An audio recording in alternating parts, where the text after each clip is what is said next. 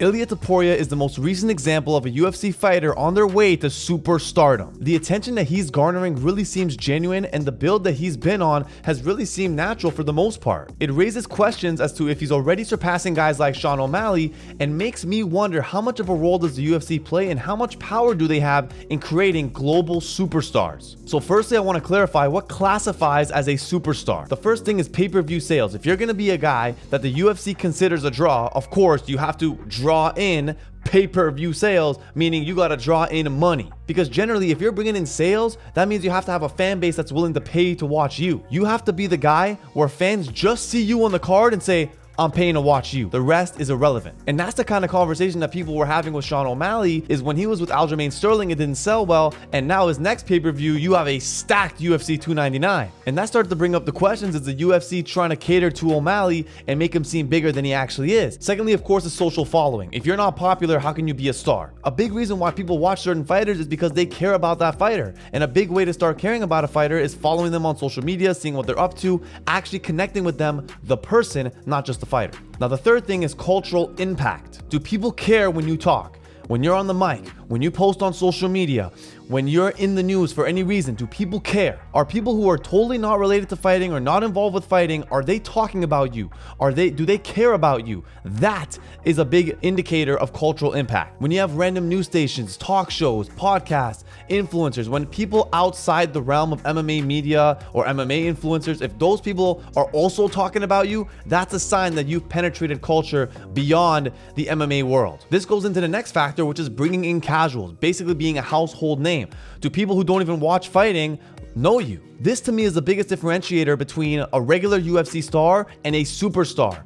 When your mom or your uncle or people who don't really follow the sport somehow know this person and are kind of invested in them a little bit. Because hardcore fans or even just regular MMA fans are going to tune in for the most part, but we all know there's certain fighters, when they're on a pay-per-view, you get that message from all these friends or other people that you know being like, oh, yo, I heard this guy's fighting, I'm going to watch. Like, there's certain people who are only watching certain fighters, and those fighters are usually the superstars. Now, we identified what a superstar is. Now, how are they created? How do they become superstars? Number one, you need a platform. And UFC, to their credit, have created a platform where no matter who you are, no matter how unknown you were before, once you enter the UFC, if you have what it takes to be a superstar, then it's gonna show. A prime recent example of this is Michael Chandler. He instantly went from popular fighter to star in the UFC. And there wasn't a difference between his performances in the UFC and Bellator. He was fighting the same way, but because he's in the UFC and because he's talking the way he's doing and fighting the way he's doing in the UFC specifically on their broadcast, that changes everything. And of course, one thing that creates superstars is amazing performances. Because of course you need highlights that you can share easily on social media and people can see you and know who you are quickly. Knockouts, finishes, showboating, and looking specifically unbeatable because it creates a mystique and aura. Look at Conor's run to the featherweight title. People thought that he was unbeatable. Then look at Ronda Rousey. People legitimately thought she would knock out Floyd Mayweather. Like, it's insane to think about, of course, but people really believed that because of the aura and mystique that was created around her. Look at how Khamzat started, just running through guys, picking them up, doing crazy things in the cage, and then his just talking afterwards being like, I kill everybody, I kill everybody. Like, that alone created a huge fan base and demand to see him. And then after the Gilbert Burns fights, the inactivity, and then of course the Usman fight, that aura did start to come down. Then of course you have to have mic work, and not just post-fight interviews, not just press conferences, whatever your thing is, you just have to have that presence on the mic every time. And lastly, and possibly the most important factor in becoming a UFC superstar, is the fans backing you. Not the analysts, the broadcasters, or promoters. It's the people, the fans, the viewers that are making fighters as big as they are and as important as they are. It wasn't just Conor versus Khabib, it was Conor fans versus Khabib fans. Now this leads to the next part, which is, can the UFC create stars and or superstars? Of course, you know the UFC has that platform and those connections, so if they want to push a certain fighter, they will. That could mean doing more features on them, that could mean giving them interviews, that could mean just putting them more on their social media. Sean O'Malley is a prime example. He obviously did everything that he needed to do, but the UFC was also like, we like this kid, we're gonna keep pushing him. They can give certain fighters better matchups to make them look better. Another example is Pereira. They gave him a lot of good matchups because they knew they wanted the Izzy and Pereira fight, because that's obviously the biggest fight you can make in that division, and arguably it's one of the best MMA rivalries of all time. So of course the UFC has power and they can make certain things happen and set things in place. But does that mean that a fighter is going to become a star? Is that what made Pereira a star? No. The fans built him up. Izzy built him up. The rivalry built him up. They just want to build him up to make that fight.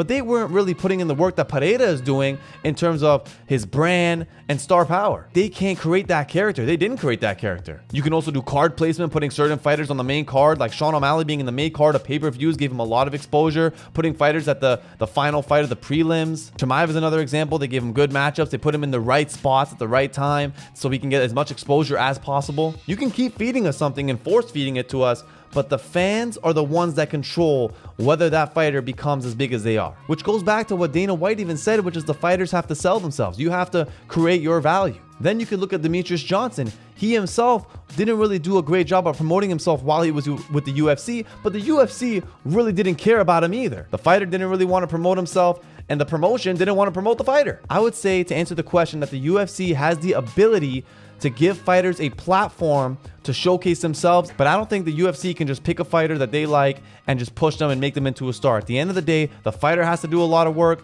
and the fans just have to connect with that person. Does the UFC even want superstars, like high-level Conor McGregor guys?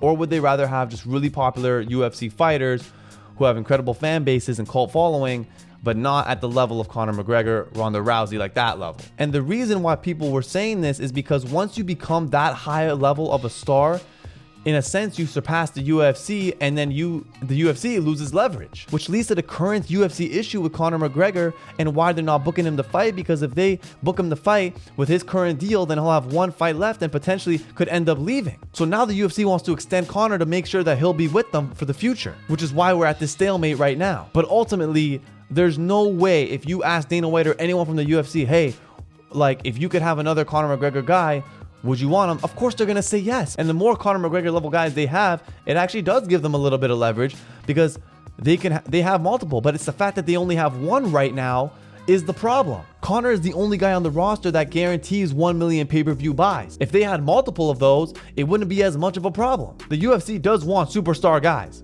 Do not get it twisted. And now the final point, going back to Ilia and his potential to become a global superstar. So the UFC put him on the platform. They invested money in him. They're ready to go to Spain even now, of course, because he's a champion. But the UFC did their part. The other factors are insane. Like Real Madrid bringing him to the stadium, meeting players, collaborating on social posts. That is massive and should not be underrated. Real Madrid has tripled the social following of the UFC. Triple. Even before Ilia became champion, Sergio Ramos came to support him, and he alone has more Instagram followers than the entire UFC. So that backing alone is a huge indicator of how popular Ilia Topuria is becoming and how much support he has. He literally met the Prime Minister of Spain and was granted Spain's citizenship. It doesn't get more red carpet royal treatment than that. And even aside from the institutions, look at just the regular fan base. So not only is he getting support from his own personal fan base, but also from certain countries and institutions on top of that. That brings a lot of value, not just to Ilia Topuria to become a star, but also for the UFC. This helps the UFC grow in general because now they're tapping into different markets. So when we look at who's bigger right now, Sean O'Malley or Topuria, undoubtedly Topuria globally is bigger than Sean O'Malley, no doubt. And O'Malley is a homegrown UFC guy that they've been pushing, giving matchups, giving him the proper slots in the cards. But at the end of the day, the UFC can only do so much. Certain guys are going to hit culture and have that connection that you just can't manufacture. But in terms of global superstar, he still has work to do,